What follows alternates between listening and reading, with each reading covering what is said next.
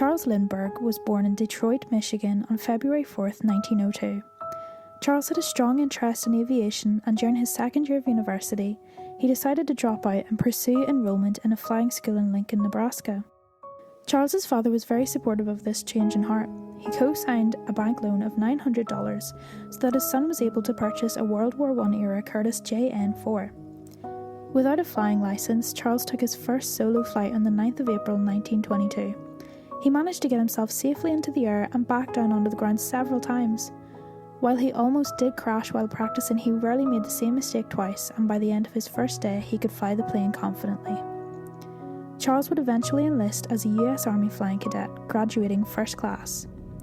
A few years later, Charles hired Ryan Aeronautical to build a plane for him. Investors partially paid for this plane, however Charles took out a loan to pay for some of the plane himself.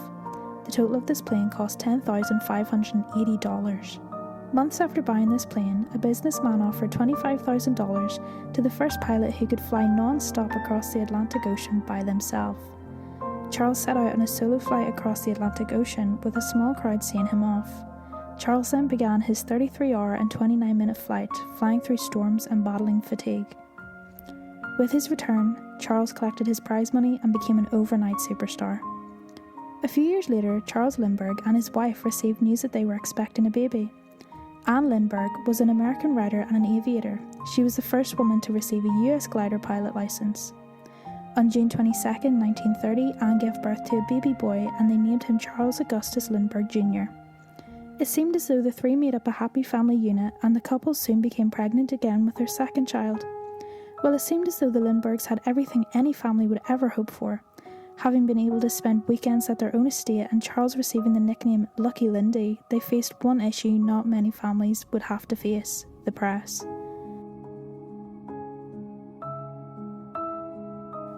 The family could rarely go anywhere without being photographed, and while their home provided some sense of privacy and security, that would not last for long.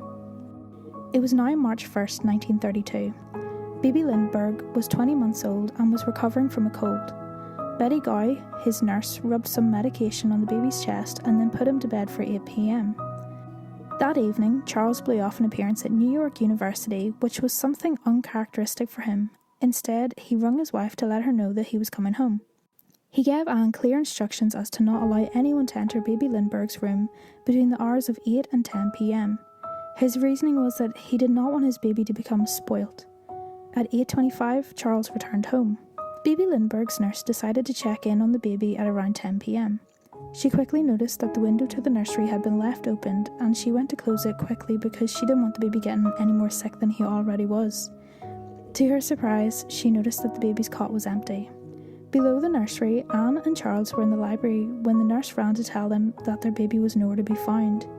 Initially, Anne and the nurse did believe that Charles was pulling another prank on the pair, as he had previously pulled a prank the week prior when he hid the baby in the closet. However, when the couple went to the nursery to see for themselves, Charles stared into the crib and declared, "Anne, they've stolen our baby."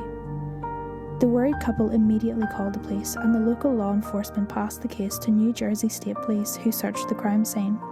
A pair of muddy footprints was found, and Charles found a ransom note on the open windowsill. When investigators began searching outside, they found a broken ladder and footprints leading towards the woods that surrounded the 400-acre estate. After inspecting the ransom note, it read, "Dear Sir, have $5,000 ready, $25,000 in $20 bills, $15,000 in $10 bills, and $10,000 in $5 bills. After 2 to 4 days, we will inform you where to deliver the money. We warn you from making anything public or for notify the police the child is in good care." Instantly, the investigators realised the structure of sentences and dollar format were not wrote by a native English speaker. With the writer placing currency symbols after the amount, this indicated that the letter was most likely written by someone from Europe. Additionally, the use of the word gut translates to good in German. With the investigation leading to nowhere, the couple grew more and more concerned. Anne published instructions to the kidnapper regarding baby Lindbergh's health and the special diet he required to stay healthy. 5 days after his baby's kidnapping, Charles received yet another ransom note, this time demanding $70,000. This note included the same spelling mistakes and distinct writing voice. The author used the same signature, 2 overlapping blue circles with a red circle in the centre. The author let Anne know they were following the diet she prescribed. 2 days later, a third note arrived. This time, it was to Charles's attorney. In the letter, the author asked for a mediator between themselves and the Lindberghs. Soon, an additional incentive was released by a retired schoolteacher, Dr. John Condon, for the return of baby Lindbergh. He added $1,000 to the already $70,000 which was requested by the captors. The next day, another letter came to Dr. Condon. The captors said they would agree to meet. Charles agreed to this.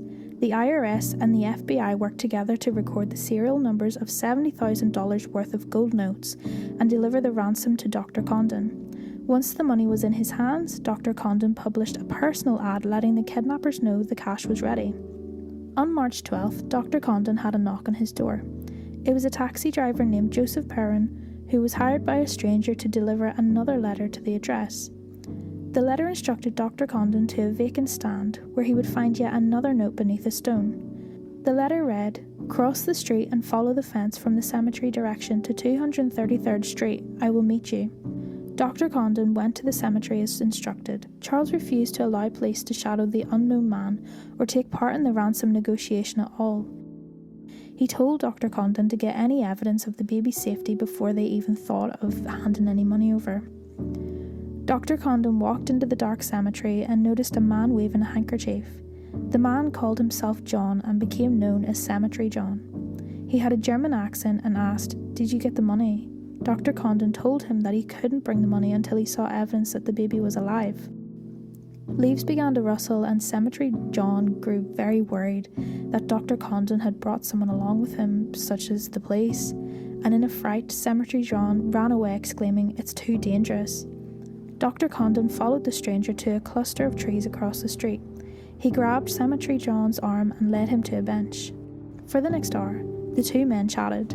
Cemetery John often said it was too dangerous and wondered if he would burn if the baby were dead. Cemetery John agreed to provide evidence that he had the child, and the two parted with a handshake. Days later, Dr. Condon received what was said to be the baby's pajamas in the mail, accompanied by another letter.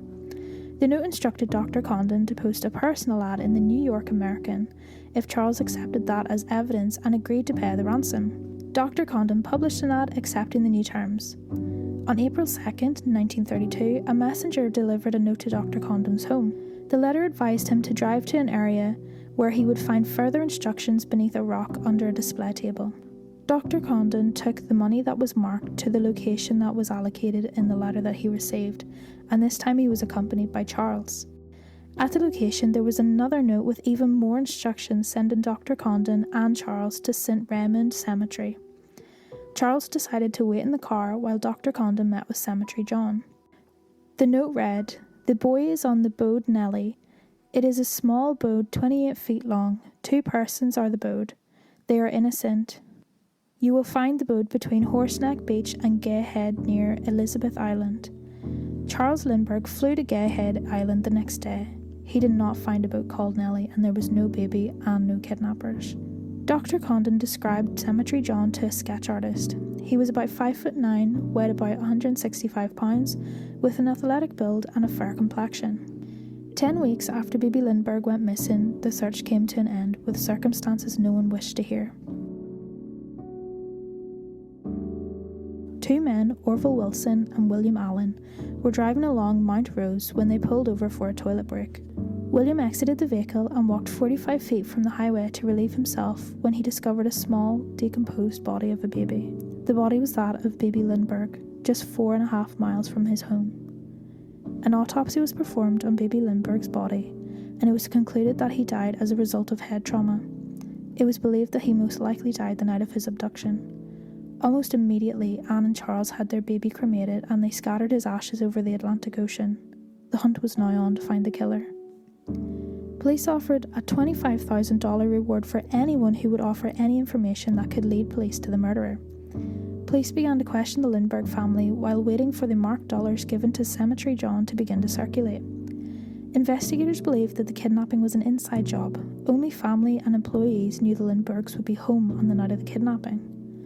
One maid called Violet Sharp became quite suspicious to police after giving an initial conflicting statement. After finding out that the baby was dead, police wanted to question her once again. However, on June 10th, 1932, Violet committed suicide. Next, investigators looked at the 13 ransom notes. After receiving expert advice from multiple handwriting experts, it was agreed that all of these notes were wrote by the same person, who was most likely German. Dr. Condon also tried to help by viewing multiple mugshots, hoping that one would look like Cemetery John, but unfortunately nothing came about. 2 years after the death of baby Lindbergh, the marked dollars began to circulate around Yorkville and Harlem. Merchants were able to give descriptions of the man passing the bill, and it was the same description in which Dr. Condon gave of Cemetery John. On September 18, 1934, a banker in New York City called the FBI to report receiving a gold note different from the others. This bill had a New York license plate number 4U1341NY written in the margin. A gas station attendant received the bill and thought the customer might be handing out fake money. He took a note of the man's number plate. The number plate written in the margin of the banknote was linked to a man called Bruno Richard Hauptmann.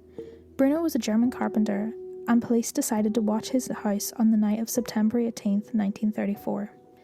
The next morning, a man matching the description of Cemetery John exited the house and he was arrested.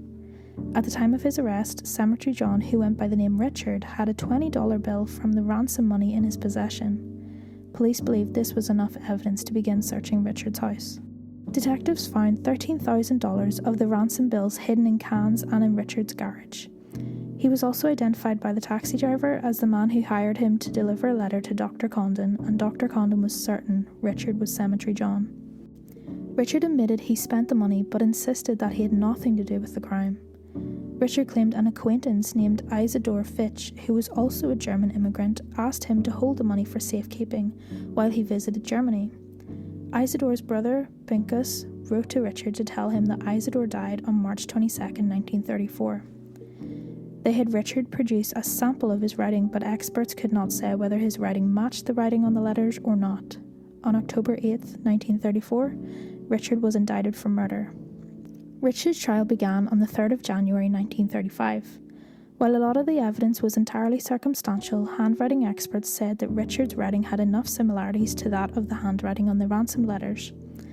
It did not help that Richard had Dr. Condon's address and serial numbers wrote on the inside of his closet. However, what convinced the court most was what the wood expert labelled real number 16. The FBI had hired a wood expert to examine the broken ladder from the crime scene. The expert had disassembled the ladder and identified different types of wood and tools used to make the ladder. One piece of evidence which he discovered was that the wood on reel 16 matched the flooring of Richard's attic. The intricate pattern of grain matched Richard's flooring line for line. Richard had a few alibis, one which was his wife, another man claimed to see Richard in a bakery, and the last alibi claimed to have seen Richard walking his dog in the Bronx. However, all of these testimonies were unreliable, and it was later found that one person had been paid off by Richard's defence. On February 13, 1934, the jury announced that Bruno Richard Hauptmann was guilty. He was sentenced to death by electrocution. Richard continued to claim his innocence right up until he was executed. He was offered a lesser sentence if he named an accomplice, which he declined and continued to proclaim innocence. He was ultimately executed on April 3, 1936. The Federal Kidnapping Act was passed on June 22, 1932, on what would have been baby Lindbergh's second birthday. This law made kidnapping across state lines a federal crime. In 1934, this law was later amended to exclude parents who abduct their own minor children, and made a death sentence possible in cases where the victim was not released unharmed. Only one person was executed for a federal kidnapping conviction in a case where the victim did not die. Under the current statute, the victim must die for a crime to become a capital offence. That's all for this case though. This is quite a shorter video than usual, but I hope you enjoyed the video. If you did, make sure to hit the thumbs up button, and also feel free to subscribe for more videos. I'm trying to cover a few cases that aren't really talked about much. This was a case that I'd never heard of before, so I will be covering a lot more unknown cases. So if that's something that you want to see, then make sure to subscribe so you don't miss out, and hopefully I will see you in the next video.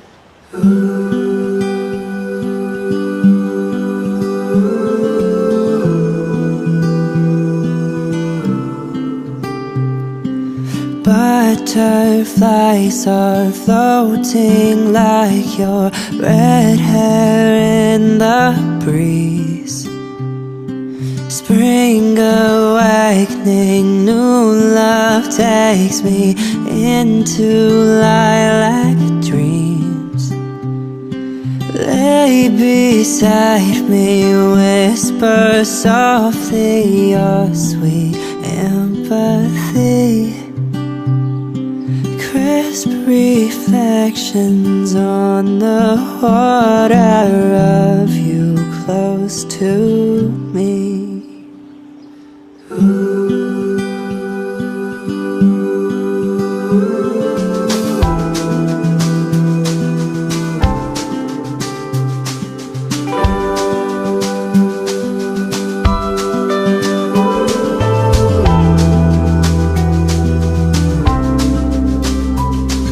You are someone I rely on. You make me feel real.